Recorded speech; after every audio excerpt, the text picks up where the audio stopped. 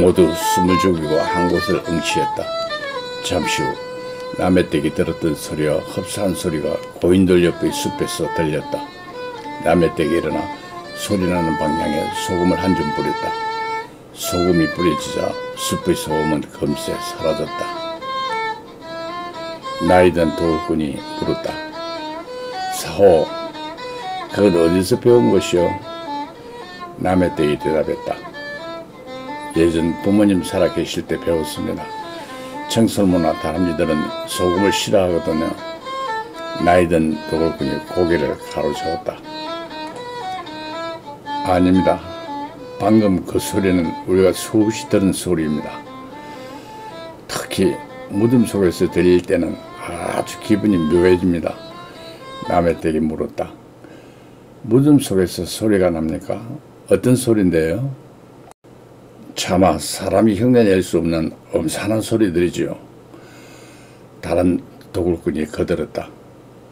소리는 그래도 양반이다. 어떨 땐 다 부서진 해골이 손을 탁 잡을 때도 있는데 그때 정말 일 때려치우고 싶었어. 독사눈을 가진 도굴꾼도 한마디 못했다. 처음 내가 이 일 시작했을 때 더럽게 무서운 놈 만나 기절한 게 비하면 그건 세 발의 피다. 남의 댁이 물었다. 이웃님 같은 분이 기절할 정도면 우리 같은 사람은 저 세상 갔겠네요. 하지만 전 그런 건 무섭지 않습니다. 시체 더미 속에서 이틀 밤을 꼬박 세운 적도 있었는데 귀신쯤이야. 세 도굴꾼은 동시에 놀랐다. 네? 시체 속에서요? 도굴꾼의 말은 허풍이었지만 남의 댁의 말은 진실이었다. 물론 자신이 겪은 일은 아니지만 인민군들이 마을 주민을 동굴에 가두고 집단 학살했을 때 유일하게 살아나온 부모님의 이야기를 자신의 빗대 도굴꾼들에게 말한 것이다. 사호, 지금 나이가 몇인데요?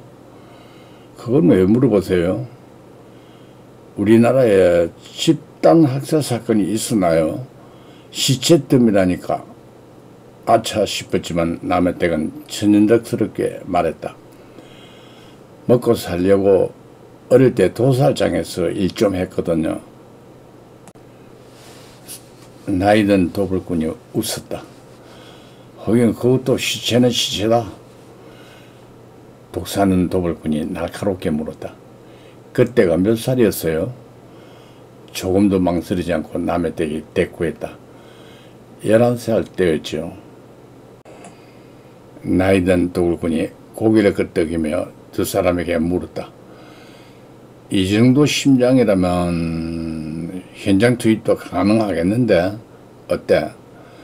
망설이지 않고 두 도굴꾼은 나이든 도굴꾼의 제안에 동의했다. 철저하게 계산된 남의 댁의 계략이 통했다. 도굴 경험이 쌓이자 기껏 망보는 것보다 현장 투입조가 되고 싶었던 남의 댁은 기회를 잡고 싶었다. 워낙 치밀하고 의심이 많아 보이는 도굴꾼들의 채굴 인원이 되고 싶다는 의사표현은 섣불리 할 수 없었다.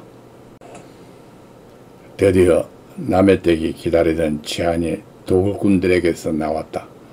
도굴꾼들은 곧 작업할 자신들의 계획을 설명했다. 다음 달 엄청나게 큰 대사가 있어요. 워낙 큰 인물아 우리 셋이 감당하기엔 이 손이 부족합니다. 함께 해볼 의향이 있어요? 남의 댁이 굳은 표정으로 말했다. 높은 담일수록 나는 넘으려 하면 못 넘습니다. 단숨에 넘어야지요. 생각보다 사후는 우리의 기대치입니다. 과묵한 이웃 도굴꾼이 조언했다. 무섭고 위험한 일이긴 하지만 그만큼 보람도 큽니다. 하지만 내키지 않으면 무리할 필요는 없어요.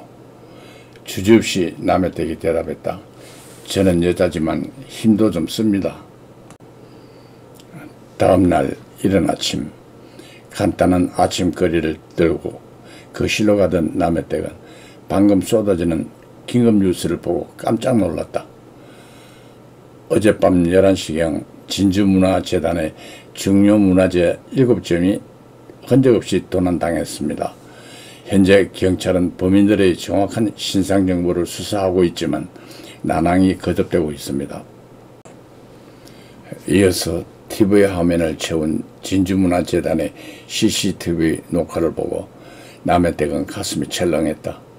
화면에 비친 그림은 어제 도굴꾼들이 내려주고 떠난 자리에서 본 기아집과 너무 흡사했다. 그뿐만 아니었다. 진주문화재단에 진입하는 3명의 거동은 함께 일하는 도굴꾼과 유사해 보였다. 불길한 생각이 머릿속을 스쳤지만 남해댁은 곧바로 그 불길함을 털어냈다. CCTV 화면에 비친 범인들의 복장은 어제 도굴꾼들이 입었던 작업복이 아니었다. 그리고 남해댁을 기아집 뒤편의 언덕에 내려주는 시간과 도굴꾼들이 다시 돌아와 함께 이동한 시간대가 전혀 맞지 않았다. 진주문화재단의 문화재를 털어간 시간이 공식적으로 11시경이었다면 그 시간에 남해댁과 도굴꾼들은 달리는 집 안에 있었다. 무려 1시간의 차이가 났다. 남해댁은 한시름 났다.